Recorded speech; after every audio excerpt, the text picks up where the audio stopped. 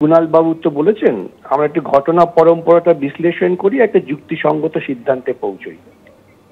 প্রথম দিন যখন ওই মেয়েটাকে বডি হাফিজ করার চেষ্টা হচ্ছিল তখন থেকে ডিওয়াইএফআই কিন্তু তারা আন্দোলনে আছেন। তাদের বাধাতেই শেষ পর্যন্ত মেয়েটির শরীরটাকে রাখা গিয়েছিল এবং পরে পোস্টমর্টেম ইত্যাদি বাড়ির লোক খবর দেওয়াটা এইসব হয়েছে। বিগত 3 দিন ধরে ডিওয়াইএফআই, এসএফআই, মহিলা সমিতি তারা সেখানে বিক্ষোভ করছেন। আমি নিজেও গিয়েছিলাম সেখানে। যখন ঘর ভাঙা হচ্ছে সাক্ষী লোপাটের জন্য প্রথম বাধা দিয়ে ডিওয়াইএফআই, এসএফআই ঠেকিয়েছেন। সুতরাং তাদের যদি ধ্বংসাত্মক কাজ করার পরিকল্পনা থাকতো তাহলে প্রথম দিনই করতে পারতেন। কিন্তু ঘটনাটা কি ঘটলো? বেহালায় মমতা ব্যানার্জি তিনি বললেন যে সবকিছুর জন্য দায়ী হচ্ছে সিপিএম এর আইনজীবী এবং তিনি বিজেপির নামও করলেন সঙ্গত।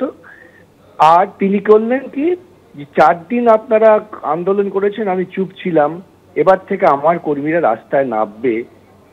এবং তারপরেই রাত্রিবেলা সংগঠিত হলো। এবং আমি আপনাকে বলছি এই গুন্ডামিটা সংগঠিত করেছেন কুণাল বাবু নিজে তার সাকরেদদের দিয়ে।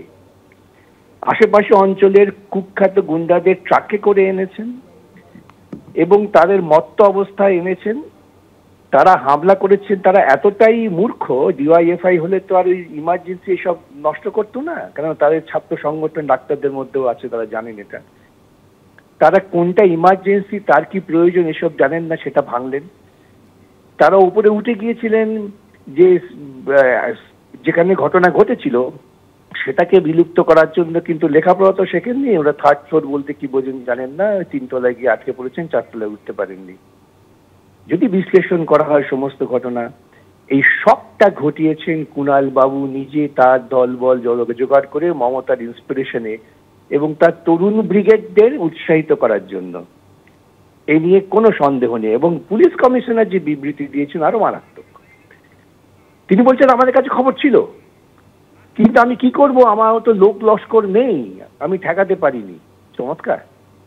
কলকাতার পুলিশ কমিশনারের কাছে খবর আছে যে রাজ্যিকর হাসপাতাল যেখানে হামলা হতে পারে তিনি সব জানেন, কিন্তু তিনি লোক লস্কর নিয়ে ঠেকাতে পারেননি। তার কারণ 50 জায়গায় বিক্ষোভ মিছিল চলছিল।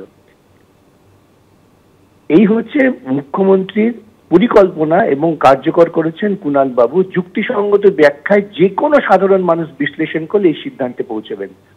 আর গুন্ডাদের হাতে একটা ডিআইএফ এর পতাকা তুলে দেওয়াটা তো কুণাল বাবুদের কাছে অস্বাভাবিক কিছু না। কুণাল বাবুরাই করেছেন, একটু বিশ্লেষণ করলেই পারা যাবে। মাঝরাতে আরজিকর মেডিকেল কলেজে পুলিশের সামনেই প্রায় 40 মিনিট ধরে চলল কয়েকশো লাঠিধারীর তাণ্ডব। জাতীয় পতাকা নিয়ে জাস্টিস চাই স্লোগান তুলে রড, কাচের বোতল, ইট হাতে দাপিয়ে বেড়ালো দুষ্কৃতীরা।